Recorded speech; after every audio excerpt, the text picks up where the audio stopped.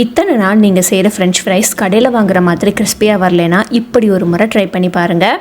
இருக்கிறதுலையே நல்ல நீல சைஸாக இருக்கிற உருளைக்கிழங்கா பார்த்து 2 எடுத்து வச்சுக்கோங்க. நம்ம எட்ஜஸ் எல்லாம் ட்ரிம் பண்ணிவிட்டு நம்ம கட் பண்ண போதில் உங்களுக்கு நல்லா அழகாக நீளமாக கடையில் வாங்குற மாதிரி கிடைக்கும். ரொம்ப குட்டி உருளைக்கிழங்கா எடுத்துட்டோன்னா நம்ம எட்ஜஸ்லாம் ட்ரிம் பண்ணும் போதில் உங்களுக்கு ரொம்ப சின்ன சின்னதாக இருக்கும். ஸோ அதனால் கொஞ்சம் நீல வாக்கில் இருக்கிற உருளைக்கிழங்கா பார்த்து 2-3 எடுத்து வச்சுக்கோங்க. மேல் இருக்கிற தோலை நல்லா சீவிட்டு அதுக்கப்புறமா இந்த சைடில் இருக்கிற அந்த எட்ஜஸ் எல்லாத்தையுமே ட்ரிம் பண்ணி விட்டுருங்க. ட்ரிம் பண்ணாமல் நம்ம பண்ணோன்னா எல்லா பீசஸுமே ஒரு மாதிரி அன்ஈவனாக இருக்கும். ஸோ இந்த மாதிரி ட்ரிம் பண்ணதையும் நம்ம வேஸ்ட் பண்ண வேண்டாம். இதையுமே குட்டி குட்டி பீசஸாக கட் பண்ணி எடுத்துக்கலாம். ட்ரிம் பண்ணதுக்கு அப்புறமா இது எல்லாத்தையுமே நம்ம ஒன்று போல் கட் பண்ணி எடுத்துக்கலாம். ஃபஸ்ட்டு இந்த மாதிரி நீல வாக்கில் ஸ்லைஸ் பண்ணிவிட்டு அதுக்கப்புறமா சின்ன சின்ன ஸ்ட்ரிப்ஸாக நம்ம கட் பண்ணி எடுத்து வச்சுக்கலாம். ஸோ இந்த மாதிரி எல்லாத்தையுமே நான் கட் பண்ணி வச்சுட்டேன். இன்றைக்கி நான் 2 உருளைக்கிழங்குக்கு நான் உங்களுக்கு செஞ்சு காட்டுறேன். இது எல்லாத்தையும் ஒரு பவுலுக்கு மாற்றிக்கோங்க. அதுக்கு தேவையான அளவு உப்பு போட்டு இதை நல்லா இப்போ நம்ம ஒரு தடவை கலந்து விட்டுறலாம். நம்ம இந்த மாதிரி உப்பு போட்டு கலக்கிறதுனால உருளைக்கிழங்குக்குள்ளக்க உப்பு நல்லா இறங்கும். அதே மாதிரி அதில் இருக்கிற எக்ஸஸான அந்த தண்ணி சத்துமே வெளியில் வந்துடும். அதனால நம்ம பொரிச்சு எடுக்கும் போதில் உங்களுக்கு நல்ல கிறிஸ்பியாக வரும். இன்றைக்கி வழக்கமாக எப்பயும் செய்கிற மாதிரி டபுள் ஃப்ரைங் மெத்தட் இல்லாமல் இட்லி தட்டில் வச்சு எப்படி நம்ம பண்ணுறதுன்னு பார்க்கலாம். முதல்ல இட்லி தட்டில் லைட்டாக எண்ணெய் விட்டு கிரீஸ் பண்ணி எடுத்துக்கோங்க. நம்ம நறுக்கி வச்சிருந்த உருளைக்கிழங்கு ஸ்ட்ரிப்ஸை இந்த மாதிரி அடுக்கி இதை நம்ம 10 மினிட்ஸ் ஸ்ட்ரீம் பண்ணி எடுக்க போகிறோம்.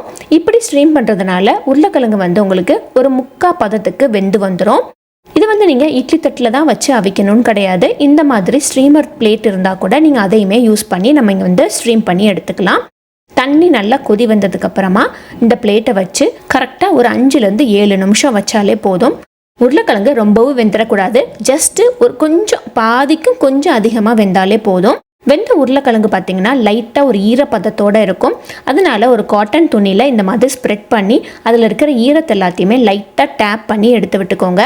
அடுத்து இதுக்கு பார்த்திங்கன்னா 2 விதமாக நம்ம பவுடர் மிக்ஸ் ரெடி பண்ணலாம். முதல்ல 1 டேபிள் ஸ்பூன் அரிசி மாவு, 1 டேபிள் ஸ்பூன் கார்ன்ஃப்ளவர், தேவையான அளவு உப்பு போட்டு இதை நல்லா மிக்ஸ் பண்ணிக்கலாம். இதில் நம்ம ரெடி பண்ணி வச்சுருந்த உருளைக்கிழங்கை நம்ம இதில் சேர்த்துக்கலாம்.